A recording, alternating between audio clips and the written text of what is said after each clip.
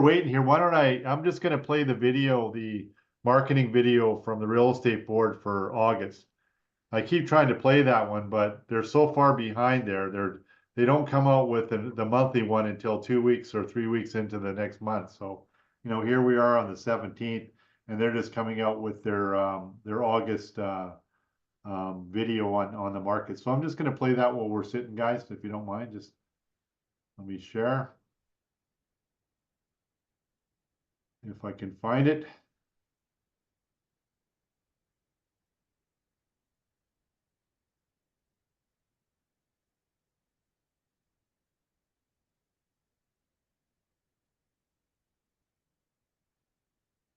Had it all set up, but it kind of disappeared. Right now, I've got it ready to go here. Let's go to the Zoom. Share screen.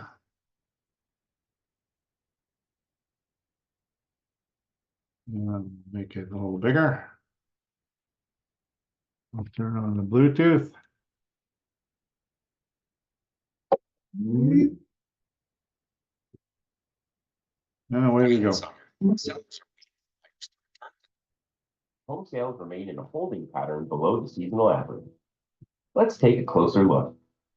Realtors registered 1,904 home sales on the MLS in August, a 17% decrease over this time last year. This is also 26% below the 10-year seasonal average. On the supply side, sellers listed about 4,100 homes on the MLS in August, a 4% increase compared to August 2023. The month ended with around 13,800 homes listed for sale across the region on the MLS, which is 21% above the seasonal average for the month. Buyers' hesitancy and historically average listing activity have led to accumulating inventory over the past few months, shifting the market into balanced condition. One tool we use to measure market conditions is the sales to active listings ratio. This ratio measures the homes available for sale against the number of homes sold throughout the month to get an idea of supply and demand. Analysis of historical data suggests downward pressure on home prices occurs when this ratio dips below 12% for a sustained period. Home prices often experience upward pressure when it surpasses 20% over several months. August ended with this ratio at 14% for all homes. By property type, the ratio is 9.6% for detached homes, 18% for attached, and 17.2% for apartment. The MLS HPI benchmark price for all housing types in Metro Vancouver in August sits at $1,195,000. This is a 1% decrease from this time last year. By property type, detached homes reached a benchmark price of $2,048,000. Townhomes reached $1,119,000, and apartments reached $768,000. So, what's next for the market? With the Bank of Canada lowering the policy rate by another quarter point, combined with September's historically higher activity, the fall market is poised to bring more buyers off the sideline. For further housing market information, go to the Market Watch section of our website. Well, that's kind of a summary. That news up to date on that is that the government of Canada increased, CMHC, Canada Housing Mortgage Corporation, increased the insurable amount of a purchase from 1 million to 1.5 million. So you can have less than 20% down and still buy a house for 1.5 million, which is good. The other thing that they're looking at, or that they did, I'll have to get the lowdown on, I just heard it yesterday, is that they're increasing the maximum amortization from 25 to 30 years, which in my opinion is not the way to go. It's just gonna, make things more expensive again. It's just gonna bring more buyers that really can't afford to be buyers into the market and cause the prices to go up. And that's the fundamental problem they're trying to solve. So I think Freeland's got the wrong idea. They had the right idea when they they did away with, they had the 30-year amortization years ago. They did away with it to try and, keep a cap on things, and now they're opening up again. So She would have done a lot better by just changing the stress amount. So the stress is whatever it is, prime plus 2, or whatever the rate is plus 2%. So if your mortgage rate is 5%, you have to qualify at 7. So by reducing that back to 6 or even 5, where it was before, it's not increasing the amortization. If they continue the way they're going with the 30-year, then a 40-year, and then whatever else, eventually will be, instead of your kids inheriting your house, they're going to inherit your mortgage. So we really don't want to go there. It's not a good way to go, but hey, I don't know. I guess they're trying everything they can out there in Ottawa to kind of make some changes. And Mike's gonna have something to say about this in BC too, but they're panicking in BC as well. I think Evie's hitting the panic button. He's doing all kinds of changes and this and that and something else to try and stay in power. But again, these as far as I'm concerned, these governments got to stop spending money. They got to stop building these boondoggle of these more and more government, and it's just more and more expensive. Anyway, that's my rant. So let's move on. I don't want to get carried. I'll let Mike carry away on that one there. I know he's got a good one on that one. So what I'm going to start with is Spagnolio. He's a local lawyer, he's a real estate lawyer, very well known. We use Ken Pasder quite a bit, but Spagnolio is very good as well. And he has a company called Terraforma.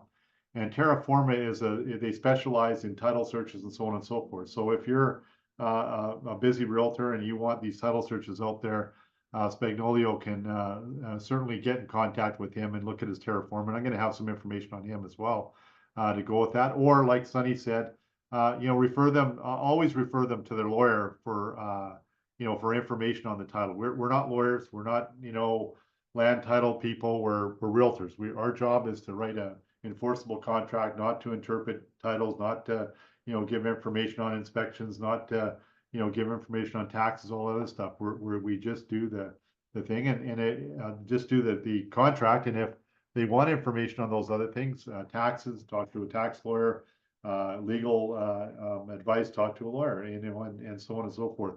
Usually for inspections and especially when you're doing strata documents or a house, refer them to an inspector. And if it's a strata, you can refer them to the inspector and have the inspector also read the strata documents to give you some support in that one as well. So that being said, I'm going to share my screen again. We're going to go to Spagnolio, and he's going to explain what a title is and how to read it. It's very simple. It's 5 minutes.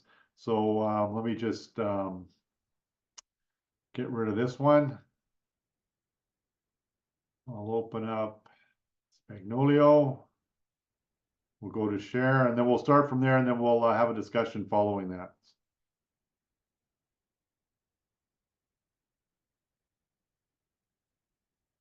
Oh, here we go. Good morning, good afternoon, or good evening, depending on what time of day you're watching this. My name is Tony Spagnolo. I'm with Spagnolo & Company Real Estate Lawyers. Today we're going to talk about how to read a title search, what the information is that's on there, that's common anyway. We're going to try and answer about 90–95% of the questions we typically receive. If we try and answer them all, you're going to be bored of me after a while. So we're going to keep it fairly short if we can. We'll give you some contact information at the end so you can call us and ask us any specific questions. But what we've done is we've created this title search. This is a fictitious document, doesn't really exist. The top part here you can pretty well ignore. This just has our name as the lawyers who prepared the document at the U.S. Minister of Title Office as a title number, that kind of stuff. Really, where you need to start paying attention is right here. This is the registered owner of the property. So if you're a realtor going in for a listing, if you're a mortgage broker for a finance, if you're a first-time buyer, these are the people that you're dealing with. And if you're not dealing with this person, you need to make some inquiries. You need to find out why not. Is there a power of attorney? Is it a family situation? Perhaps a probate? Who knows? But this is the person who is the registered owner. This may or may not be her address. We don't really pay much attention to that, to be honest. But we do pay attention to the registered owner. Down below that, we have the legal description of the property. Every property in this province has both a civic address and a legal address. And when we're dealing with the documents, we're dealing with a legal description. Every property has a unique parcel identifier number. It's a 9-digit number. It's this number right here. Again, we just made that up, and the rest of it. So that's the address that we use when we're transferring title. Now, down below, you see something called charges, liens, and interest. And titles, they may be clear, in which case you'll see nothing here. But more often than not, they have some charges on there. And really, there's two types of charges. There's non-financial charges, and there's financial charges. The non-financial charges, we put a couple examples on here under surface rights. There may be a covenant, an easement, a right of way, things like that. And those are non-financial charges, no money owing under any of those things. What they do is they give to various parties certain rights to the property, hydro, TELUS, Shaw, in terms of utilities, perhaps a city or municipality, provincial government, could be a railway if you're in Vancouver Island. And each of those parties has a certain right to the property. It may be a building scheme whereby if the house gets knocked down, you have to build according to certain guidelines. It may be a floodplain covenant. The only way to really know is to order those from the land title office. And we encourage all our realtors and buyers to order these once they know they're going to buy the property. It's about $25 per charge, give or take, comes to the land title office. But we really think that those should be ordered before subject to removal, because after subject to removal, it's too late. All right.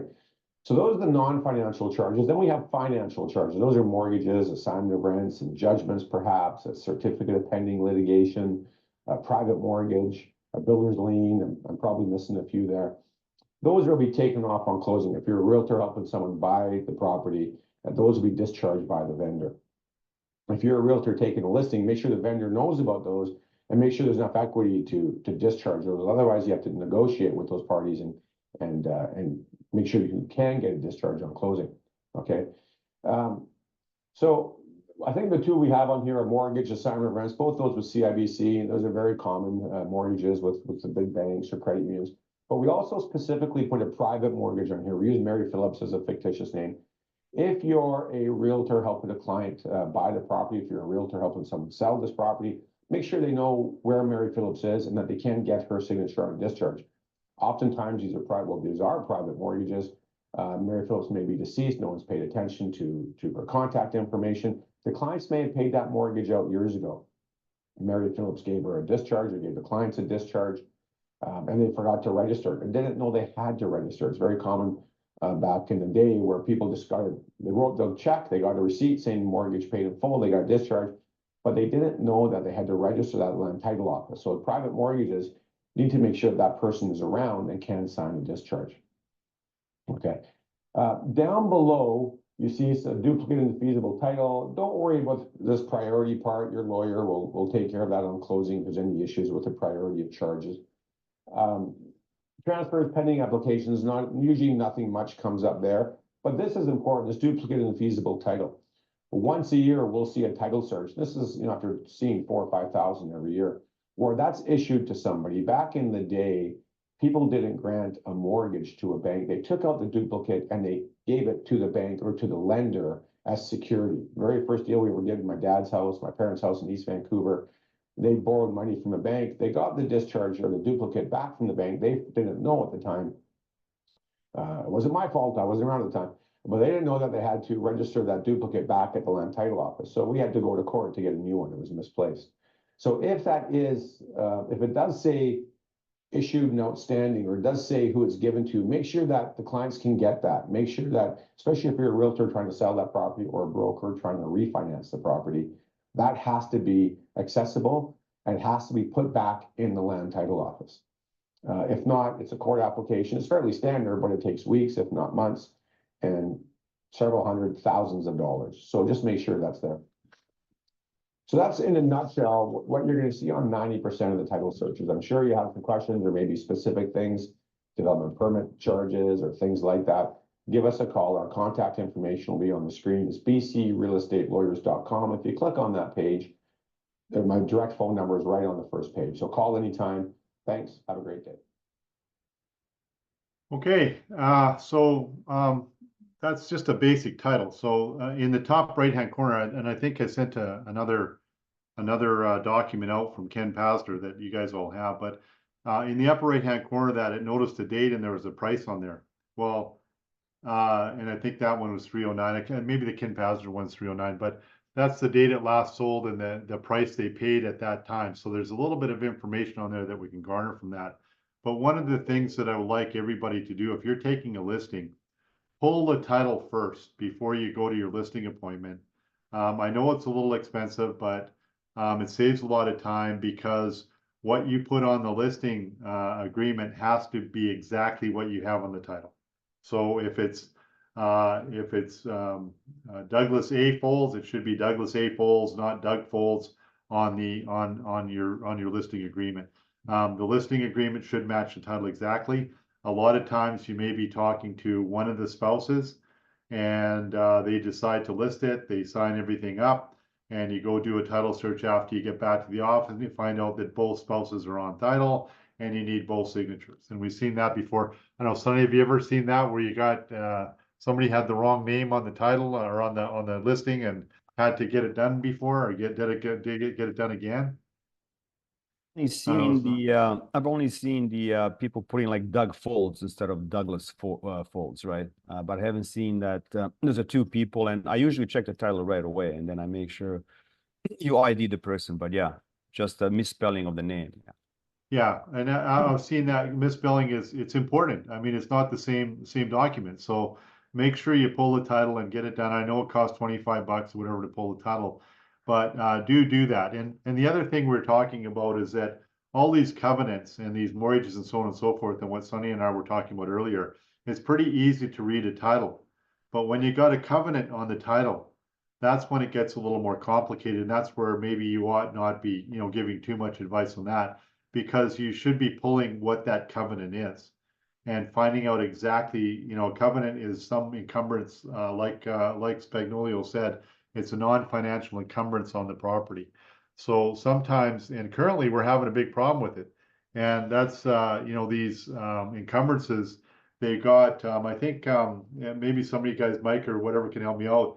I think it's in Burnaby or something. They're trying to they're selling the houses for higher density, but the developer back in the 60s put on there that you can't do that. You can't subdivide it and you can't do whatever to that. So the government now is having a difficult time. They can't get this removed off of the titles. So these whole neighborhoods that were built by a developer put in there that they can't be subdivided and they can't be doing that. Those are encumbrances on the title that are causing us problems right now. Mike, do you know anything about that? Have you heard that in the news or? Yeah, I've heard it, and it's probably one of another unthought of policy. Because in order to get a covenant, I believe, removed, the government has to expropriate the land. Yeah, Which just basically means government has to buy the land at what they call fair market value in order to rezone it for whatever it is that they want. And the only time I've actually seen that affected homes was when they constructed the island highway going north from Nanaimo up. Yeah, so there's you want to, and you don't want to be given advice on that. You want to get that over to your clients. So there's two ends of that for the title search. One, the title search, always do a title search when you're doing a listing. And so you know who you're talking to and you got the right people, the right names and everything on it. That's number one. When you're going through the title with your client, if you're the listing agent, if they do have 3 mortgages, that could be a red flag. If they've got CIBC, then they got Van City, and then they got a private mortgage, Cove Mortgages or something like that as a third mortgage on there, it could mean that they're struggling a little bit and that they've had to get a first mortgage, they've had to get a second mortgage, and they had to get a third mortgage. And normally the way the mortgages go is the first one on title is the first mortgage registered, and then there's, if you put a like a line of credit or something behind that first mortgage, that's the second mortgage. Now, if you stop paying on your second mortgage and the second mortgage guy has to foreclose, they have to pay out the first mortgage before they get any money. And if you put a third mortgage on there, they have to pay out the first mortgage, the second mortgage before they get any money on the third mortgage. So if you've got a third mortgage on that property, it seems that you're probably struggling with debt. The main bank gave you your first mortgage, you got a line of credit on it for a second, and now you're going to a private lender and you're probably paying a high interest rate. Maybe there's some financial issues there. And like Spagnolio said, make sure that if you're doing the listing, your client, you've had that discussion with them and they can clear the title.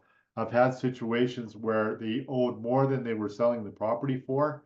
When it came to closing time, they couldn't close because the lenders wouldn't release the title because they weren't paying them out, or they weren't paying them out and they didn't settle it. So that's a big kerfuffle, a big problem. We haven't had that around here a lot because property values have been ascending, not descending. So usually when you borrow 85 or 90% of your home, in 3 or 6 months, it's worth more anyway. So, the prices are going up. But if the prices start coming down, some people are going to find themselves underwater. And so far here, we've been very lucky. If you looked at the little video we did at the beginning, prices have only retracted by about 1%. So currently prices are holding, but the market is such where our inventory is gaining momentum and our sales aren't keeping up with it.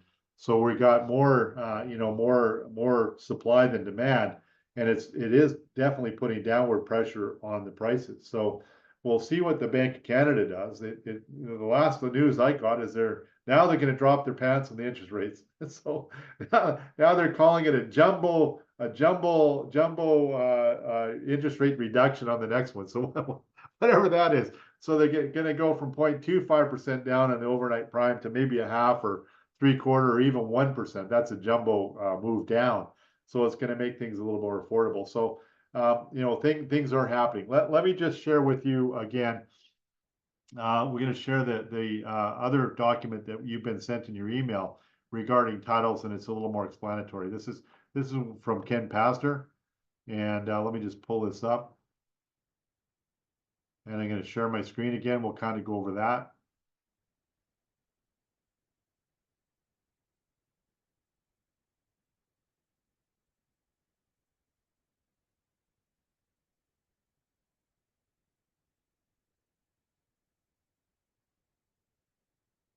And get it to go bigger here.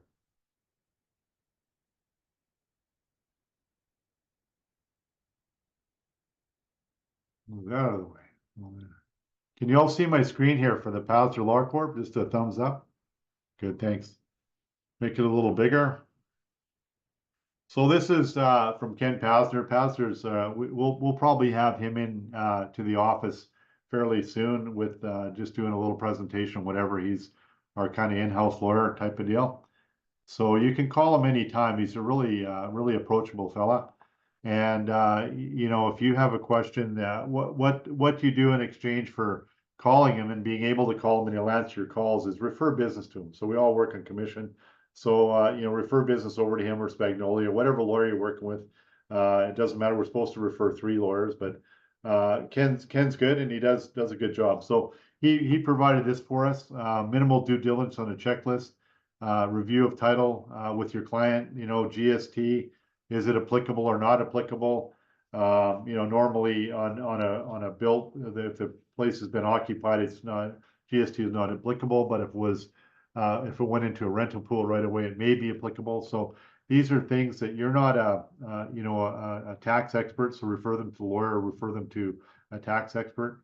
Lot, you want to make sure that a lot of times with the size of a lot, you'll get a survey as well. So when you're buying a house, not a condo, you may ask for a survey as well of the property or require a survey. A survey is a drawing of the land and the house on the land. So what can happen is sometimes what the banks will want is what they call title insurance. And what title insurance is let's say your client bought an old house, 50 years old, and they had a survey. They had the property was all, the house was on the property, everything's fine, but they decided to build an outbuilding, garage or something like that, and maybe they didn't get a proper survey and they built the garage a little too close to the property line, and maybe the overhang of the garage from the roof is over into the neighbor's side of it, which is not allowable.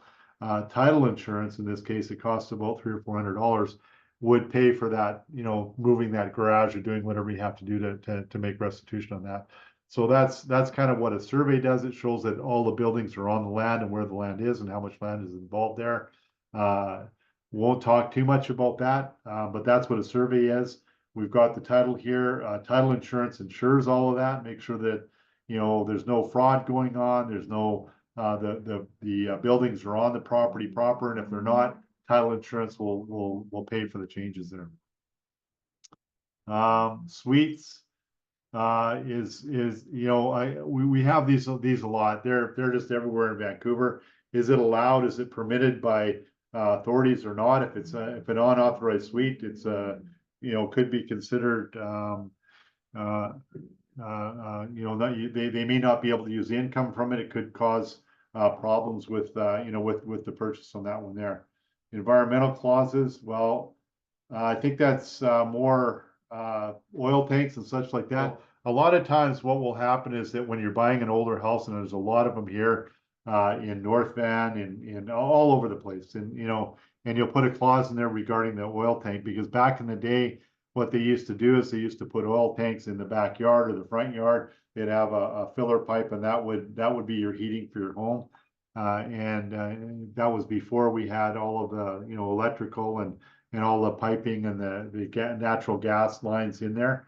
And what So- they did is they just decommissioned these oil tanks, and they didn't remove them.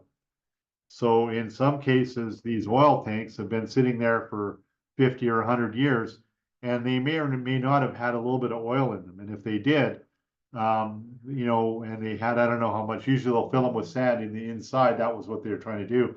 But if they did leak, and they did have some oil in, and they did leak out over the years, that contaminated the soil, and that can be a very big problem. And if that property were on a hill, and that oil had gone downhill into the next property, that means you not only got to dig up your property and your land and clean out that soil and get the oil out of it, but you have to go into your neighbor's property and dig that out, and it can be hundreds of thousands of dollars.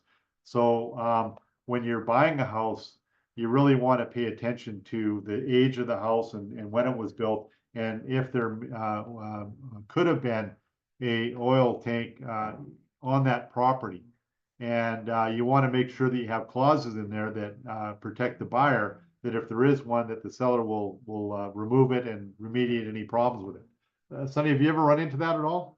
I'm picking on you because you only experienced guy in here. We got a bunch of new people, so Yeah, usually, you know, if I were to list a place, I would do the GPR test and make sure nothing's in the ground. And if there is something in the ground, then you have a conversation with the seller. If I'm actually for the buyer, we would definitely use that test just to make sure there's something in there. I never got in a situation there was one and there was an issue. So luckily I was lucky, but yeah, I definitely would do it both times.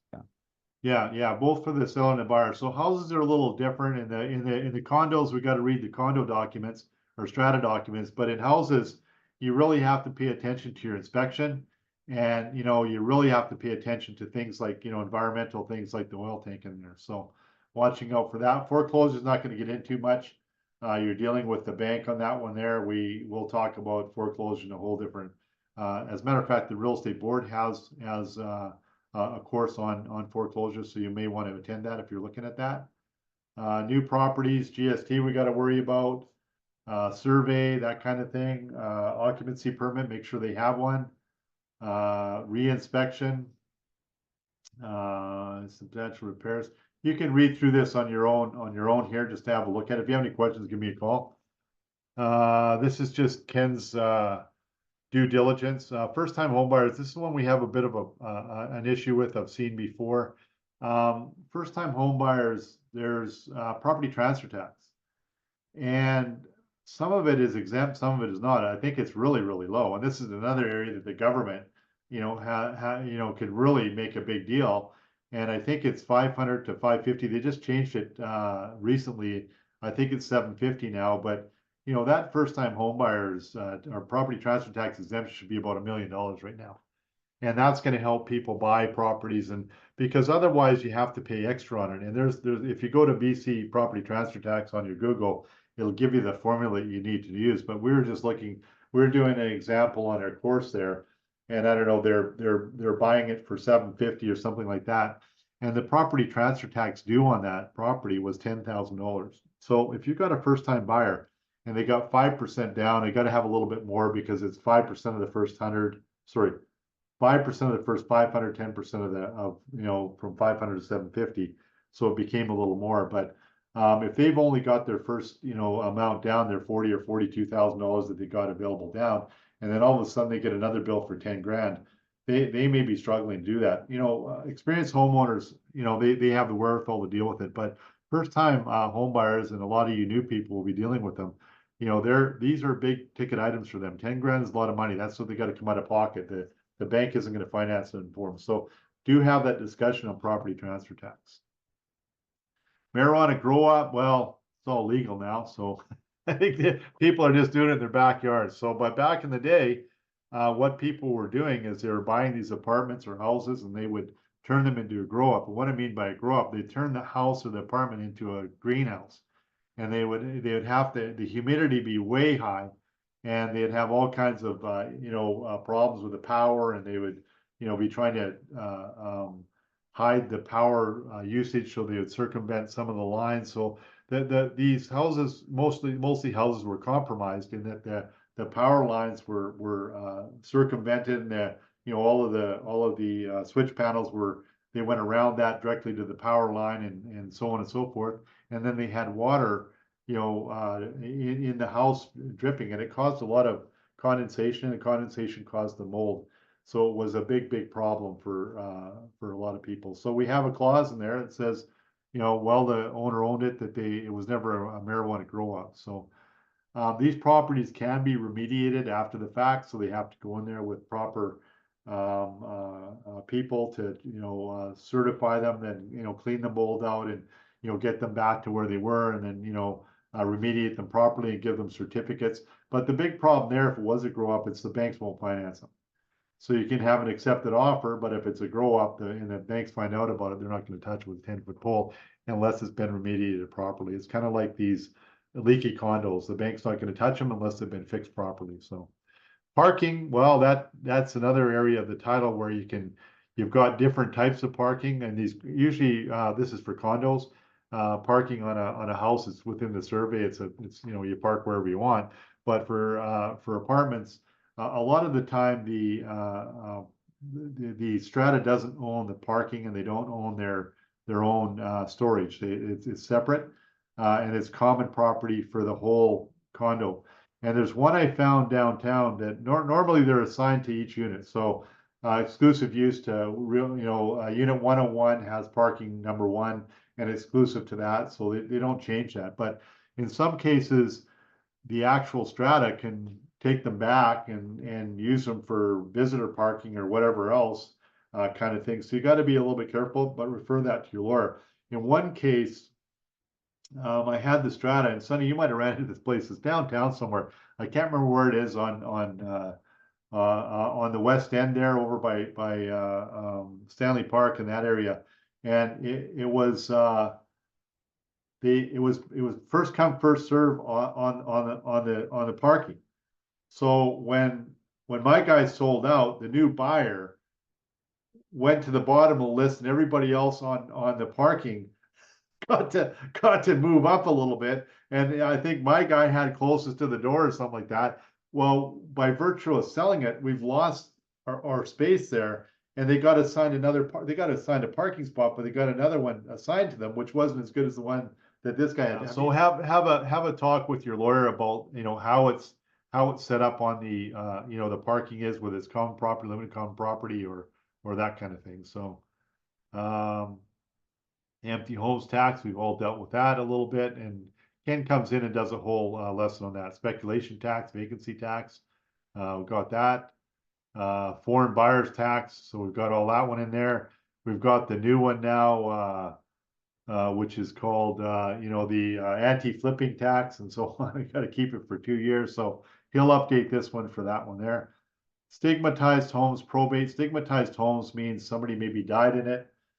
We don't have to necessarily disclose that somebody died in it if we're a listing agent, and our owner says don't tell anybody that grandpa died in the place.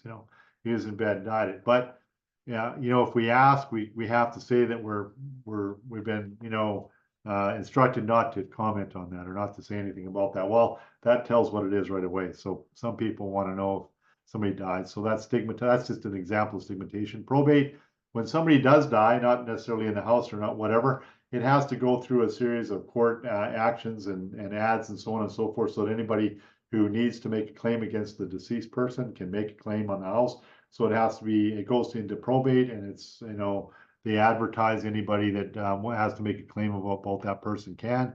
And once it clears probate, it can be sold. So that's what probate is, just a generalization. You can talk to Ken about that more, about probate and probate certificate. Minimum due diligence, here's your checklist. Mortgage financing, building inspection, review of title, review of survey, GST applicable, builder's lien, new properties may have a builder's lien on them. Financial occupancy certificate completed by date, inspection holdbacks, renovations, repairs, that kind of thing. We have a lot of problems with these, we've not a lot, but we every once in a while will have one where they left it dirty, really bad, and new buyer moving in. Our poor realtor got stuck with the thing, had to pay for the cleaning and all that other stuff. Well, there's a clause you can put in there about cleaning, and that there's a holdback. Do a holdback for $750 for cleaning, and if it's not cleaned by properly and professionally by closing date, the holdback, and you hold the $750 back and you pay for the cleaning. So we can talk about that a little bit later on. I don't want to get into that too much. Septic field inspection, that's for more rural, not our area. Water, same rural confirmation of zoning. Zoning's changing quite a bit. You want to check with that. That can be a big difference in a property. Maybe the OCP, the official community plan, is changing, and they all are now. So you want to check all that. Does anybody know where we can find where the official community plan is? Really easy. It's on Paragon. Anybody? Nah. How about if you go through Paragon, City Hall van maps. yeah,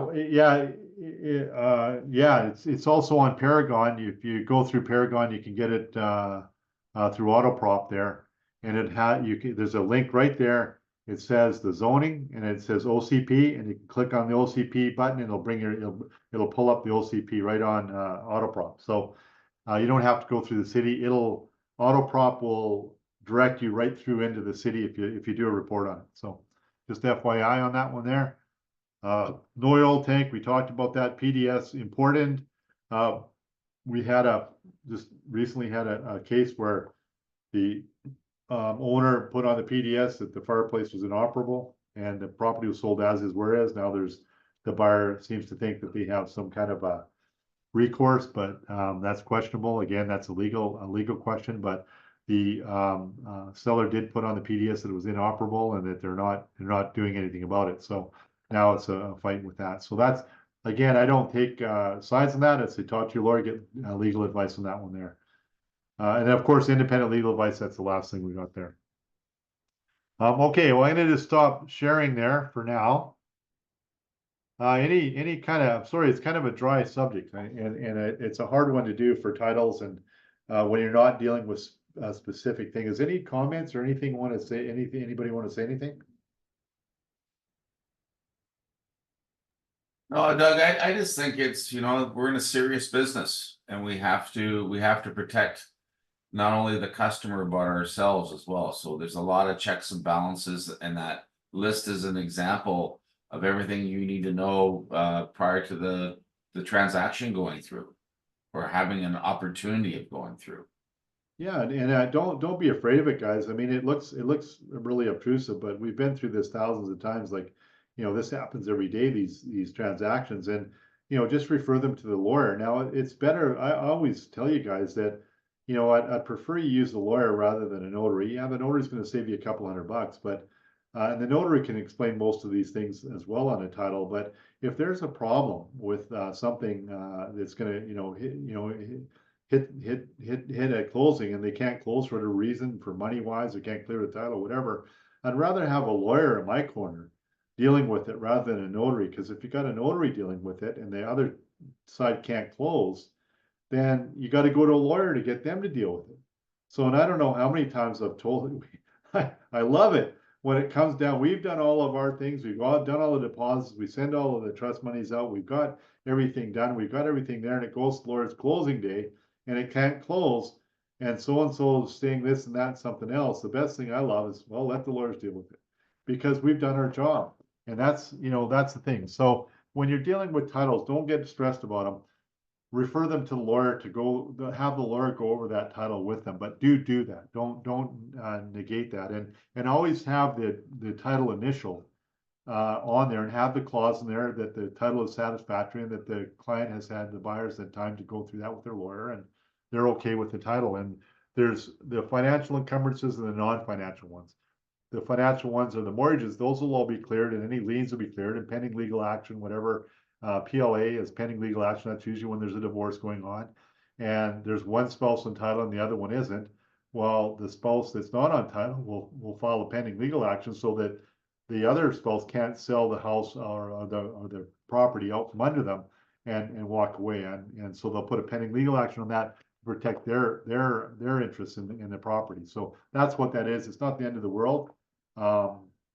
These assignment of rents are usually for rental properties. If you buy a house, you're renting out your basement, the bank's financing you, and they're using the rent in the basement to help qualify for the mortgage. What they'll do is they'll put an assignment of rents on the title. What assignment of rents means is if you stop paying the mortgage directly to the bank, whether it's CIBC or whatever, they can come and collect the rents directly, so that the renter will pay the bank directly to cover their mortgage, kind of thing. That's all assignment of rents is. So don't worry too much about that, but do refer them to a lawyer. If there's no more questions there, Mike, you can talk about what this new tax that Ken was talking about. Sent us an email on it. The home flipping tax, if you hold your house for 2 years or less, with a whole bunch of subjects and restrictions that they haven't laid out yet. So it's a moving progress, but again, it's another tax that this government keeps implementing, and it makes no sense, right? I mean, these guys can't even add. They can't do budgets, and they keep asking for more money. And if they can't add the first time, how are they? How are we going to move ahead? But anyway, different topics. But I have a list of, and that one we got to talk to Ken because he wants to do a presentation on it, Doug. Just so we all have that we all know how to explain it to a point where we say you need to have your lawyer review this and explain it to you as well.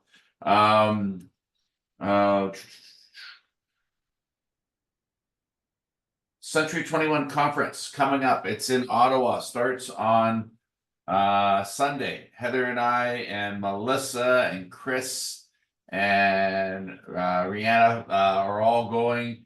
Next year, I think it's getting closer to home. So guys, please make an effort to go to these things. There's business there. There's fun. It's engaging, and you'll always learn something new. And you'll make a new referral friend to get some business from. And speaking of that, on our contracts, we have an Easter seals form, and it would be really nice if everybody could tick a box and contribute $25 or more to Easter seals. Off of every check, you get your tax credit for it.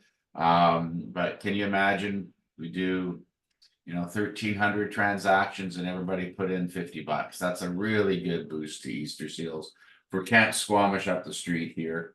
Thursdays after Heather and I get back, we're gonna have a Thursday in the office. So not this Thursday, not next Thursday, but the following Thursday we'll get it done. So keep that open. I'll make sure Angel puts out the invite as well.